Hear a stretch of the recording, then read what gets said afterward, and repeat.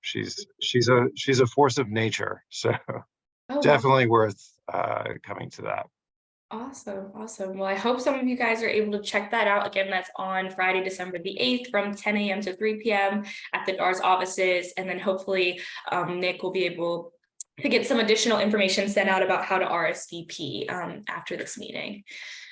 Another announcement, the VCC Professional Caregiver Committee had its first meeting in October, so that's super exciting. Glad to see that that's getting off the ground. Is there any report outs from that, Dee, that you'd like to share?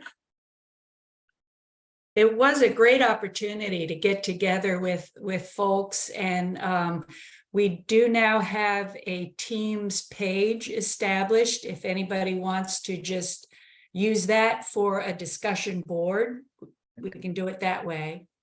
Okay, that's great. Okay. Another announcement, the VCC caregiver guides have been starting to go out. There are still more that need to be mailed to those interested. And we have 300 that Nick is going to be delivering to the Library of Virginia for distribution. So I think we had talked about that maybe the last time, but super exciting that we're going to be able to get those caregiver guides out into a bunch of different libraries across the state. And hopefully some people will get some really good use out of them. Another announcement, No Wrong Door has hired a new project specialist, and discussion about the VCC homepage has resumed.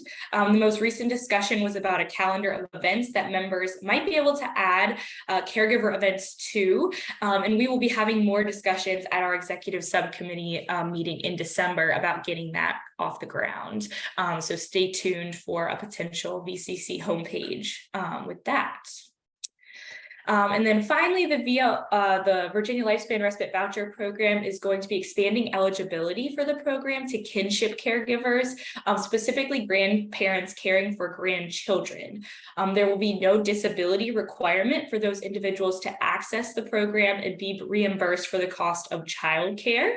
Currently, we have 100 reimbursements that have been earmarked for this population, and this change is in line with some of the recommendations to Congress regarding the Raised Family Caregiver Act. So that's super exciting, just being able to recognize grandparents as caregivers as well, and give them the opportunity to have access to some of those respite funds is going to be super amazing. Is there any other announcements from you all, any events or anything that you would like to share with the Emily, group? can I ask you a question and then I'd share an announcement? But with the, is there verbiage anywhere that's sharing this, the extension to the kinship caregivers so that we can share it with our groups? Nick, do you have something on that? Not yet. We just made the decision like a week and a half ago, so we will have to make an updated flyer, and we still are discussing whether or not we're going to have to change the nature of our application for this specific population, because the whole thing is kind of geared towards the disability of the person you're caring for. So the biggest challenge will be getting it through finance and making sure that the language we've outlined lines up with how they're going to pay it. So, but I'm hoping that by the end of probably mid-December or before, we should have something. Okay, and you'll just send out to the group at that point. Yeah, and I'll probably put it on our website as well. Terrific. Okay, great. Yeah, we would definitely love to promote that for our kinship caregivers. That's excellent. And I just wanted to share with the group, my name is Allegra Jaffe. I'm with the Fairfax Area Agency on Aging, and I work in our Caregiver and Supportive Service Unit. One of the programs we do are education programs. And so we have a few left this year that I wanted to share with you all, and I will put the links in the in our chat if you would like to register. We have a panel conversation Friday, December 1st from 2 to 3, and that is on providing care at the end of life. And if anybody registers and you can't come, we do send you the recording a week later, as well as the slides. So you're more than welcome to still register and you will get that information. And we will have 2 more programs that are in Spanish. This Friday, the 17th, we're having a Medicare 101 through VICAP, and they will be, this will be a Spanish speaking session. And then we will have on Friday, December 15th, we're going to have the Smithsonian come and do a presentation in Spanish, doing a virtual art gallery. So that will be available. And that is more, it's not a recorded session. That is for someone to come and have an interactive session. They get to interact with the speaker and look at the artwork from the museum. And lastly, we're going to do our last Dementia Friends information session this year. That will be Wednesday, December 13th at 12 o'clock. Again, that one is not a recording, that's a live presentation, but if anyone's available to come, they're welcome. And then by January, we will announce our 2024 education programs, where you can sign up for the full year. We'll get back to you with that. Thank you. Thank you so much. Does anybody else have any announcements or events coming up that they'd like to share? Yes, good morning. My name is Nicole, and I work with the Washington, D.C. VA Caregiver Support Program. And so we have some upcoming events open to the community that I just wanted to share for National Family Caregiver Month. Awesome. This afternoon, starting at 11:30, it's actually an all-day event, which ends at 4:30. But if you want to pop on, pop off, we have different representatives from the community just sharing information about what they provide to caregivers and veterans. So we'll have like a representative from the DCVA talk about respite and other home and community-based services that the VA provides. We also have some community representatives with the Together program, Northern Virginia Raft, also Warrior Canine Connection.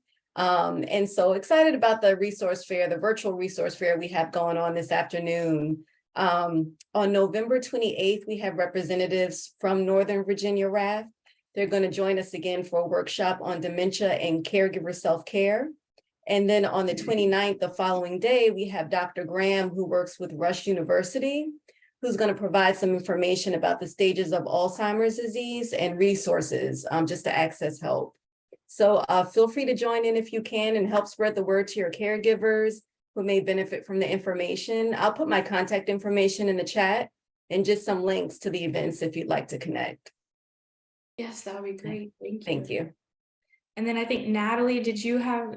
Yes. Sure. Go ahead. Yeah. So Natalie Handy, I'm also a caregiver as well as mental health professional. But I wanted to kind of make folks aware that my sisters and I have a podcast called Confessions of a Reluctant Caregiver. And the reluctance is always from our own as caregivers, our reluctance and not feeling like we're doing a good enough job. There's guilt, there's fear, all the feelings and thoughts and emotions that come with that. My husband is a cancer survivor. I was his primary caregiver last year, and that was way harder than leading an agency. I can tell you that right now. Nobody is prepared for that. And I know all of you guys can relate, but I wanted to make you guys aware of the podcast. We started it, it'll be a year in January, but this month especially. So Nicole, I'm so glad. I'm like, oh, look, caregiver support program. Hi. We are doing a special series in the podcast called Heroes Caring for Heroes. And it is about military caregivers.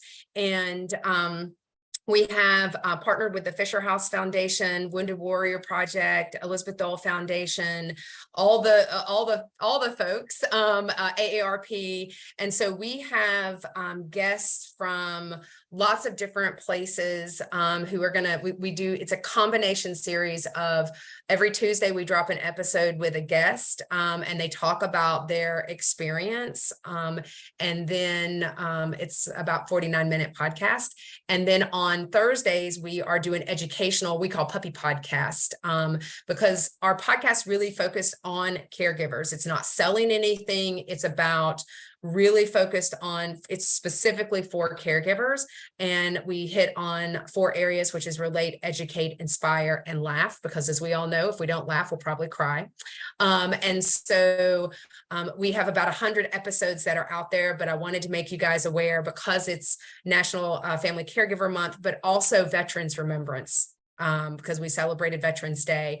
And so we decided to double down on it. And so I'll put the website on there, but you can follow us. We're on all socials, social media sites. And so I'd love for you guys to share that, because the stories doesn't lean into aging, it leans into all aspects of caregivers. So chronic, complex health, aging, disabilities, it covers the whole spectrum, because caregiving is the least discriminating of anything. Everybody is welcome to be a caregiver, because we all will be. So Yeah. Thanks so much, guys. It's nice to meet you. Yeah, thank you. Thanks for sharing. That sounds great. Is there anyone else who has any announcements, events that they'd like to share, or anything like that? All right, great. Well, I have an announcement. If you hadn't noticed, Juliana is not here. She was our vice chair, and we loved her, but she got a new position, so she is no longer in that position as vice chair. So if you would like to be the vice chair, or you're interested in it, please let myself or Nick know. Essentially, the responsibilities of the vice chair would just be to attend the executive subcommittee meetings. And then if for any reason I'm not able to attend these meetings, they would be the next person in line to run the meetings and read the lovely notes that Nick provides for us. So if that sounds like something you might be interested in, please let me know. We would love to have any one of you be the new vice chair.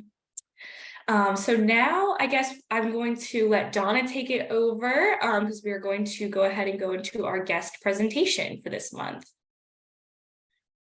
Okay, so thank you guys for giving us a chance to do this. Today we're going to hear a presentation that is called A Modern Approach to Supports. Melanie Shoemake, who you might see in your little screens, is from Safe and Home, and she's going to share some of the resources that she has, and she wants this to be, mostly an interactive presentation. So if you have questions or whatever, just throw them in the chat, and we'll be monitoring that and hopefully get all your questions answered throughout this presentation. Melanie, thank you so much, and take it away. Gosh, thank you. So give me just a second. I'm going to share my screen here.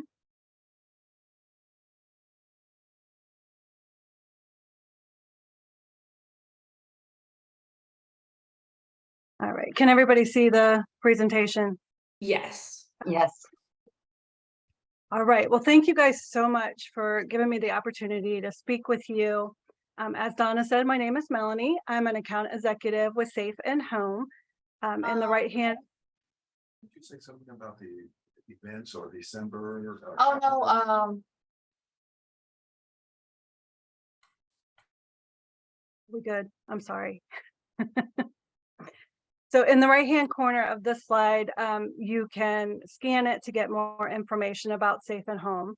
We are an authorized provider of remote support services in Virginia. And my mission today is for you to walk away with a good understanding of remote supports so that you can have this amazing resource in your toolbox. And like Donna said, we'll have time at the end of this session for a Q&A. So please feel free to put questions in the chat and we'll get to them. So with that said, I want to start by showing a short musical video that highlights how some of our individuals use Safe and Home supports and technology. It's just music only, so you're not missing any talking or anything, so just enjoy.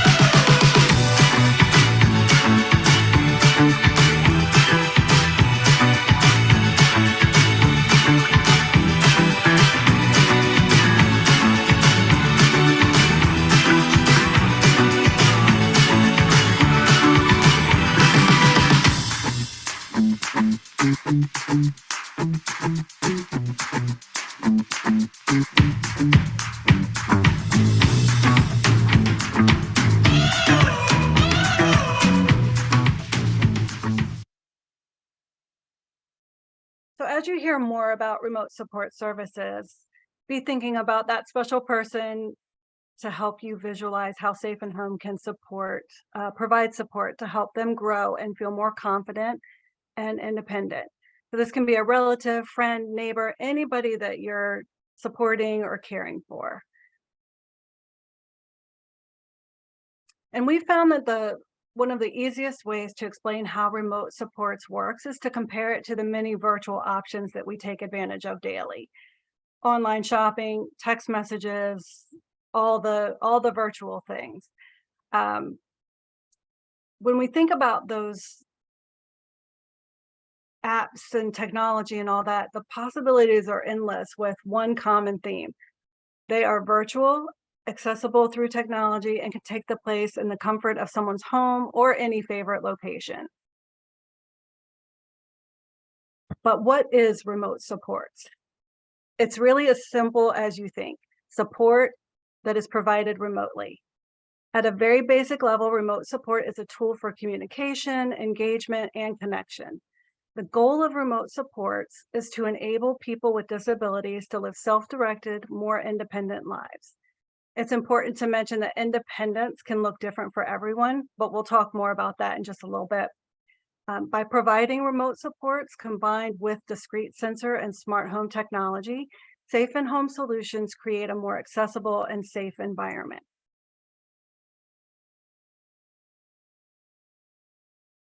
Remote supports is not meant to replace in-home caregivers or other supports. It's meant to supplement or augment other support so that individuals get the support they need on their own terms, when they need it, how they want it, and how often they'd like it. There are 5 elements to the remote support service that Safe and Home provides. First, and always in the center, you'll find the person being supported and their goals. Next, you'll find the remote support staff who is always available, never calls in sick, and are fully aware of the needs and goals of the individual as directed by the individual. Third, we have the assistive technology. This includes devices that allow for active engagement with the person supported. Fourth, we have the sensor technology. These detect motion, lack of motion, temperature, moisture, and so much more.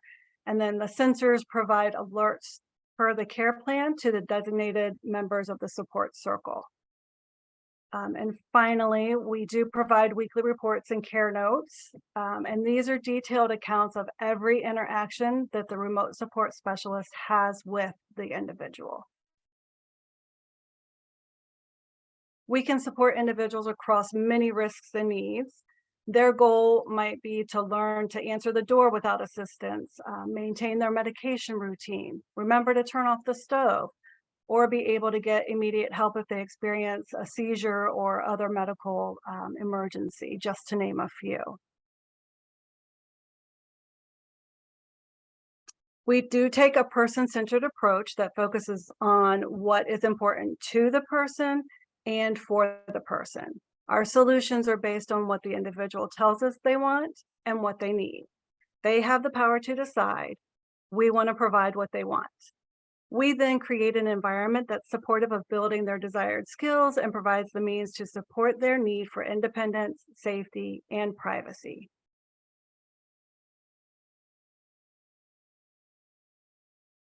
So I'm sure you're wondering, who are these remote support specialists? These are Safe and Home staff. They are real people, not artificial intelligence. And our remote support specialists are specially trained in acceptance and commitment therapy behavioral techniques. They're HIPAA compliant and work in a HIPAA compliant workspace. They have all the required state training for the people that we serve. Our remote support staff engages with respect and are never directive. They do develop authentic, beautiful relationships with the people that we serve. And our goal for remote supports is to ensure that every interaction with an individual and our remote support specialist is an engaging and meaningful connection. So we all face challenges, right? Challenges don't defeat us. They can spark change and they help us improve our knowledge and skills. So just be thinking, and feel free to put stuff in the chat and we can talk more about it towards the end. But what are some of the major challenges of supporting the individuals in your life as they want to do more on their own and increase their independence and freedoms and things like that? Just kind of think about it. Feel free to put it in the chat, but just keep it in the back of your mind as well.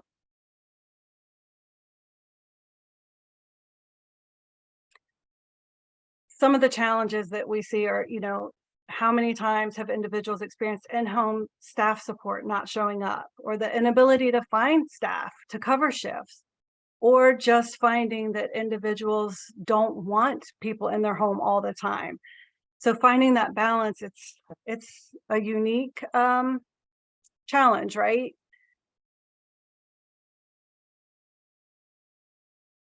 We've found that when an individual is given opportunities to experience and learn from their choices, their potential for growth and independence increases. Balancing that increased freedom or independence with safety can seem very overwhelming. But by including different layers of support and technology, moments of increased independence can be provided while ensuring the safety of the individual. And we'll talk more at the end about kind of what specific solutions would look like when we're talking about medication management or visitor safety, exploitation, elopement, anything like that. We can provide services and supports to help keep them safe, but give them greater access and autonomy and to make more decisions on their own.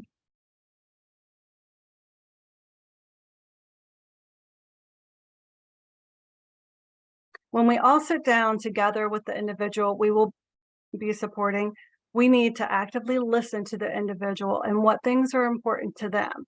And you may be surprised by some of the things that they share. What are their personal goals? These may not be the same goals you have for them or think that they have. And goals can be anything from wanting to sit on their porch alone, take medication on their own, take a walk, make money, or make sure that emergency services understand what they need when they're called.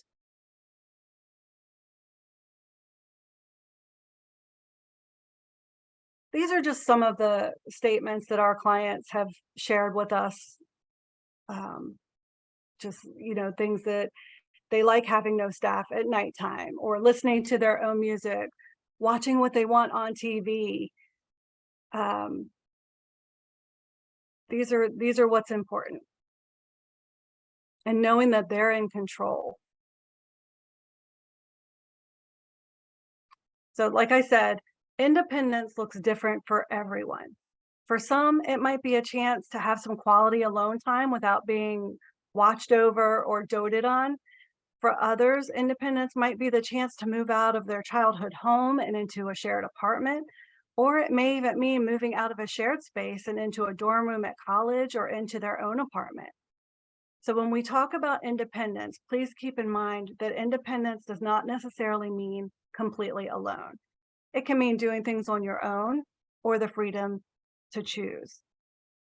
When we asked one of our individuals how he felt about moving into his own apartment, he pointed to a beautiful mosaic image of Abraham Lincoln and said, "I feel emancipated," meaning he was free from being controlled by another.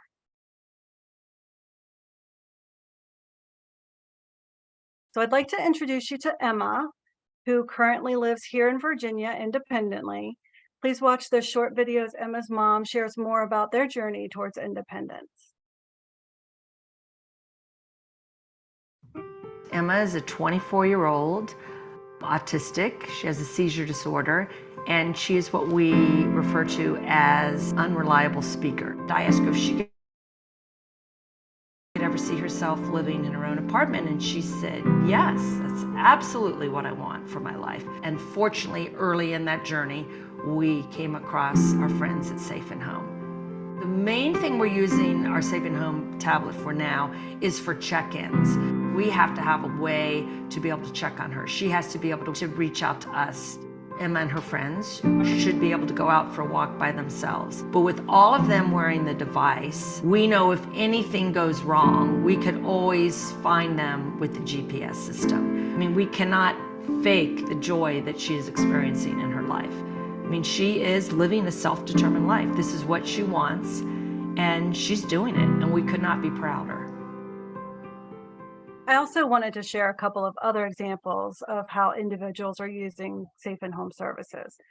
For privacy purposes, the names have been replaced, but the stories here represent real people that we serve. So this is Jack. Jack's desired outcomes are to get safely to and from work and to increase his sleep at night. He lives with a roommate, recently moved out of his parents' home, so kind of in that new transitional period where everything is new and different. Loves his job, wants to keep it. So some of the supports that we put in place, he's got assistive tech to notify his support circle that he has left on time and arrived at work. His behavioral therapist can review activity reports, showing how many times he was out of bed and up moving around at night, so that she can adjust, any treatment plan. And then our remote support staff calls and reminds him to clock in at work so that he, keeps his job, and to turn off his electronics at night in an effort to help him get better sleep. And then Stacy still lives with her parents and has a seizure disorder. So for Stacy, it's important that she takes her medications independently, remembers to eat with her meds in the morning, stays safe during community outings, and try to figure out why she's feeling so tired. So some of the solutions, again, remote supports can do medication reminders at her desired med times. We have technology to promote greater independence. We do offer seizure detection technology as well. And then we would also provide check-in calls for meal prep and reminders to lock doors so that she stays safe. And hopefully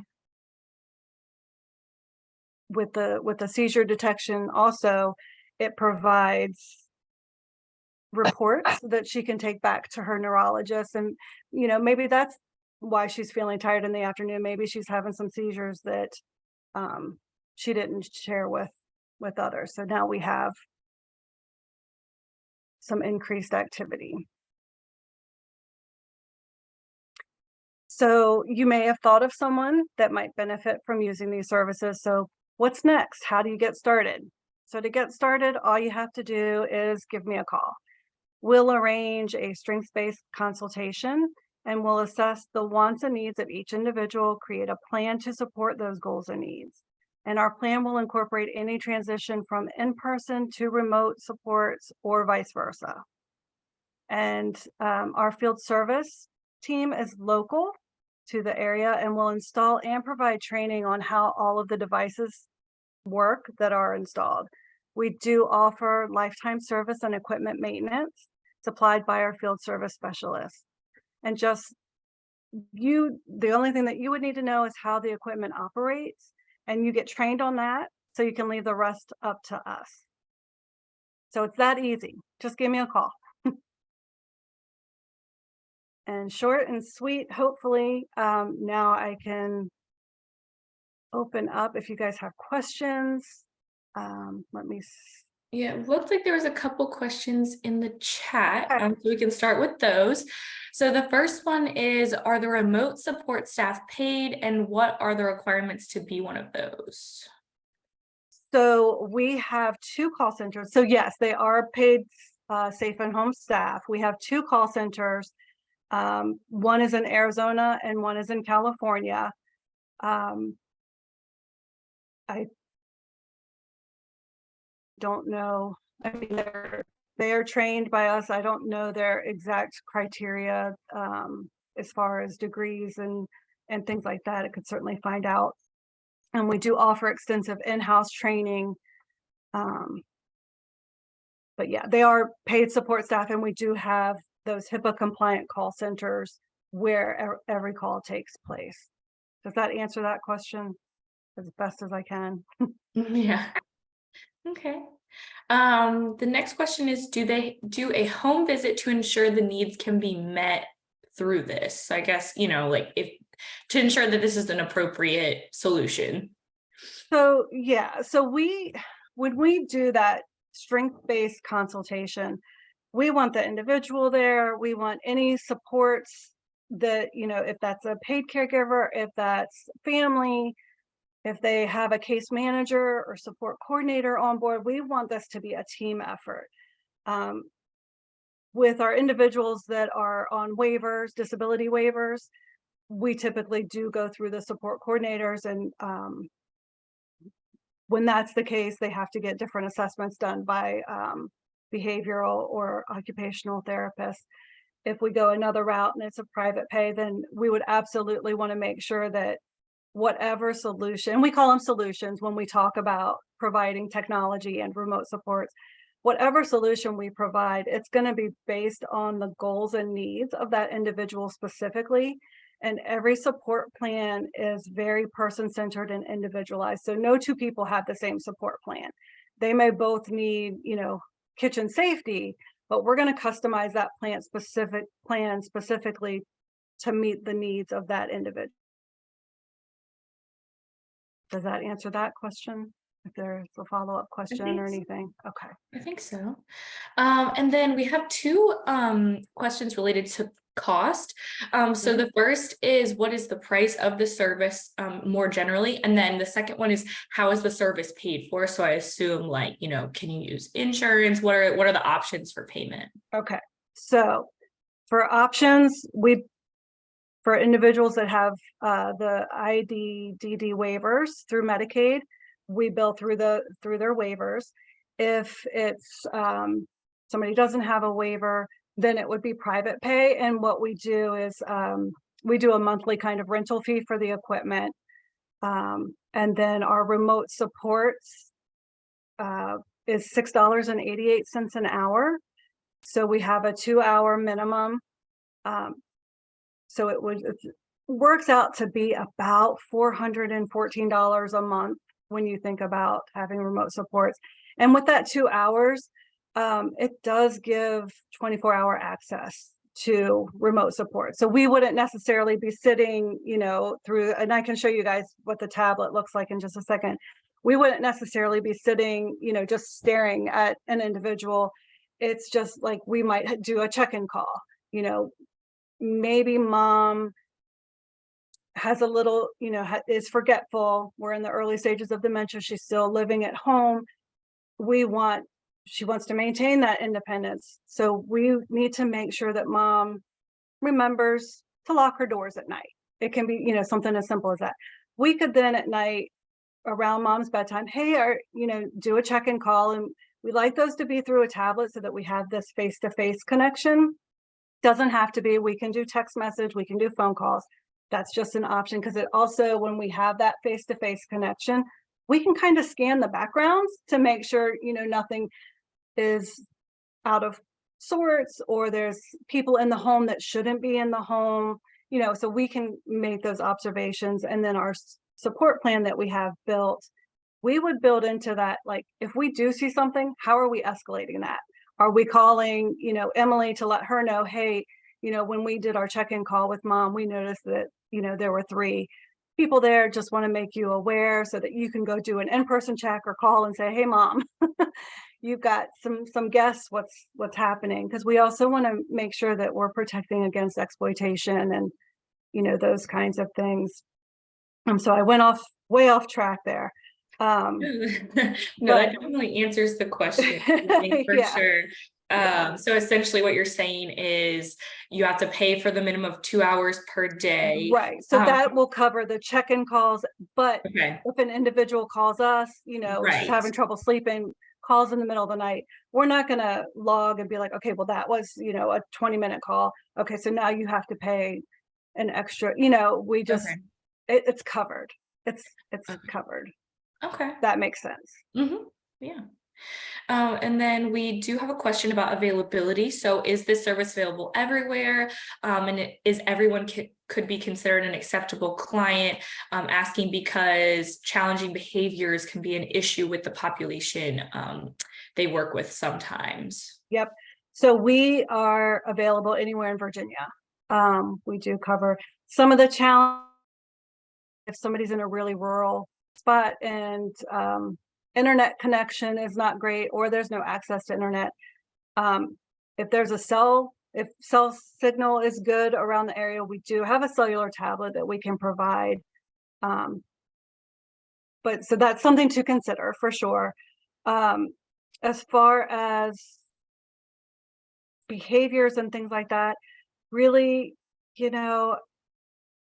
this is what we do, and this is the population we serve. So again, in our support plan, if we know somebody has some behaviors, one, how to, talking about suicidal ideation. If somebody calls and says something, that, I just don't feel like living anymore. Okay, so we already know that, this is a potential that this individual is gonna use this. We want to build a really thorough support plan on how we're going to support that person and how we're going to get help to that person in that moment. So what we would do is our remote support specialist would keep that person on the phone or tablet or however we're connected, while another staff member calls their in-person support, whether that's emergency services, whether that's, a neighbor, somebody to get there in person. Once we have that handoff, we'll disconnect the call, but we will not end that call until somebody is there in person to kind of do that nice handoff. With other challenging behaviors, we're always going to take that approach of, let's talk, let's not do that.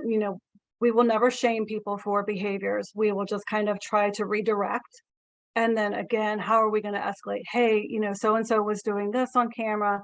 Maybe if it's inappropriate and it violates their privacy, we're going to disconnect this call. Why don't you go get dressed and we'll call back. Or, why don't you give us a call from your cell phone to protect your privacy? Some people, things happen and they don't even realize. We had one older female, and she would put her tablet on the ground, and she was wearing a nightgown and didn't realize that when she would go to stand up, she was exposing herself. So we just had a gentle conversation that, hey, we know it's not intentional, but we want to protect your privacy, and just maybe put your tablet up on the table before you get up, just to, so it's conversations like that. And we would build things very specifically into the support plan.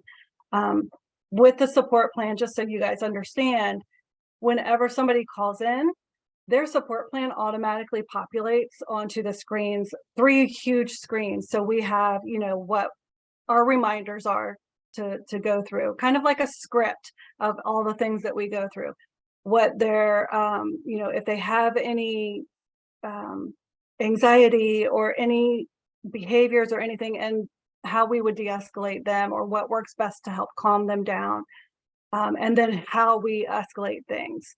If that's, who their emergency call tree is, and all of that is built right into that support plan and right there at the fingertips of our remote support specialists.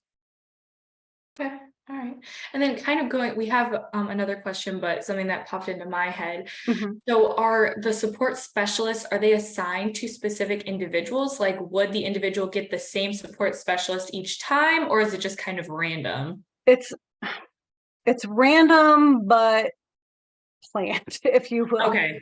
So there's no guarantee that you'll get the same person every time. They do try really hard, like for the scheduled check-in calls, they try really hard to give it to the same group of people. But because we're staffed 24/7, we do have that staff, shift rotation, and certain people need days off because we're 365 days a year as well. Right. If somebody's out sick, somebody else could be covering. So, but they get the same group of people typically that they build those beautiful, and I'm telling you, they are beautiful relationships that they are able to build. Okay. Awesome. And then there was a question regarding the use of the waiver. It sounded as if you were saying you all accept the IDD waiver through Medicaid. Mhm. Do you all also accept the long-term like care MCOs? And if so, if you do accept it, does that then mean it's free to the client? Right. So unfortunately, the CCC plus waiver, which is through the MCOs, we are not able to bill them. Hopefully we'll, long-term goals, right? And then insurance, there's no way to bill insurance right now. So really it's only that intellectual and developmental The waiver. IDD. Okay. Yeah. Okay. Or private pay, which Right. I know it sounds really scary, but I promise that when they break it down, private pay, it is very, very affordable, all things considered. And everything you get with it. right, because everything is, everything we do, we maintain. And if something goes wrong, you call, we try to fix it remotely. If we can't, then we schedule to come out and do a repair or replacement. And that's for the duration that an individual's on services with us. Okay. Did anybody else have any other questions? It looks like just a lot of compliments in the chat for you.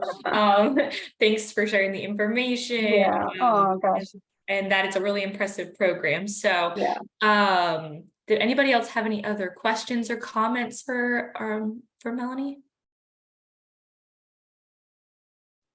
That's okay. I can show you guys. So this is just what our tablet that we provide looks like. Okay. Super easy to use. It's a one touch, so an individual would just have to touch.